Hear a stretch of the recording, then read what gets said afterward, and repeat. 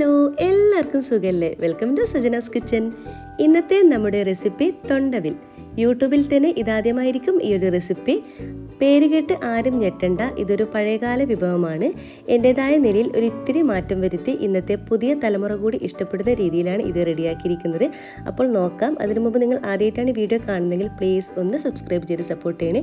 കൂടെ കുഞ്ഞു ബെല്ലൈക്കനൊന്ന് ക്ലിക്ക് ചെയ്യുമ്പോൾ ഓൾ എന്ന ഓപ്ഷൻ തന്നെ ക്ലിക്ക് ചെയ്യണേ. എങ്കിലേ ഞാൻ ഇടുന്ന പുതിയ വീഡിയോസിൻ്റെ നോട്ടിഫിക്കേഷൻ നിങ്ങൾക്ക് കൃത്യമായിട്ട് കിട്ടുള്ളൂ. ഇതുണ്ടാക്കാൻ വേണ്ടി മെയിനായിട്ട് വേണ്ടത് ഇളനീരാണ്. ഞാനിവിടെ ഒരു ഇളനീർ എടുത്തിട്ടുണ്ട്. അതിൻ്റെ ഇളനീരിൻ്റെ വെള്ളം ഞാനിപ്പോൾ ഒരു കപ്പിലോട്ടേക്ക് മാറ്റിയിട്ടുണ്ട്. ഇനി നമുക്കൊരു സ്പൂൺ ഉപയോഗിച്ചിട്ട് ഇതിൻ്റെ ഇളനീരിൻ്റെ കാമ്പൊന്ന് നമുക്ക് എടുക്കണം.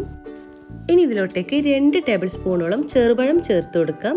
ഇതിന് പകരം നിങ്ങൾക്ക് നേന്ത്രപ്പഴം ചേർത്ത് കൊടുത്താലും മതി.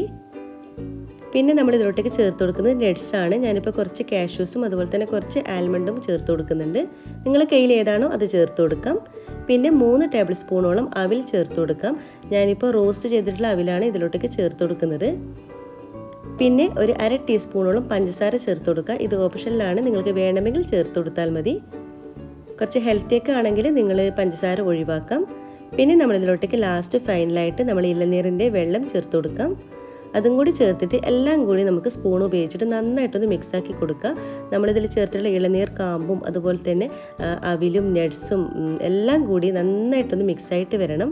അപ്പോൾ ഇത്രയേ ഉള്ളൂ. നല്ല ടേസ്റ്റി ആയിട്ടുള്ള നമ്മളെ തൊണ്ടവിൽ ഇവിടെ റെഡി ആയിട്ടുണ്ട്. കാണുമ്പോൾ സിമ്പിളായിട്ട് തോന്നുമെങ്കിലും വളരെ ഹെൽത്തി ആയിട്ടുള്ള റെസിപ്പിയാണ്. അപ്പോൾ ഇളനീരൊക്കെ കിട്ടുമ്പോൾ നിങ്ങൾ മസ്റ്റായിട്ടൊന്ന് ഈ ഒരു രീതിയിൽ നിങ്ങൾ ട്രൈ ചെയ്ത് നോക്കുക. ഇളനീരും ആ ഒരു നട്ട്സും അവിലും എല്ലാം കൂടി കൂട്ടി കഴിക്കുമ്പോൾ ഭയങ്കര ടേസ്റ്റാണ്. ഇതിൻ്റെ ടേസ്റ്റ് എനിക്ക് പറഞ്ഞറിയിക്കാൻ വഴിയാ. അത് നിങ്ങൾ കഴിക്കുമ്പോൾ മാത്രമേ നിങ്ങൾക്ക് മനസ്സിലാവുള്ളൂ. അപ്പോൾ എല്ലാവരും ഒന്ന് ട്രൈ ചെയ്ത് നോക്കാം കേട്ടോ. പിന്നെ ഇതിൻ്റെ പേര് ഞാനിട്ടതല്ല, അതായത് നമ്മൾ ഇളനീരിൻ്റെ തൊണ്ടിൽ സെർവ് ചെയ്യുന്നതുകൊണ്ടാണ് ഇതിന് തൊണ്ടവിലിന് പേര് വന്നിരിക്കുന്നത്. അപ്പോൾ നിങ്ങൾക്ക് എല്ലാവർക്കും ഈ ഒരു കുഞ്ഞു വീഡിയോ ഇഷ്ടമായെന്ന് കരുതുന്നു. ഇഷ്ടമായ ലൈക്ക് ചെയ്യാനും ഷെയർ ചെയ്യാനും കമൻറ്റ് ചെയ്യാനും മറക്കരുത്. ഇതുവരെ സബ്സ്ക്രൈബ് ചെയ്തിട്ടില്ലെങ്കിൽ പ്ലീസ് ഒന്ന് സബ്സ്ക്രൈബ് ചെയ്യണേ.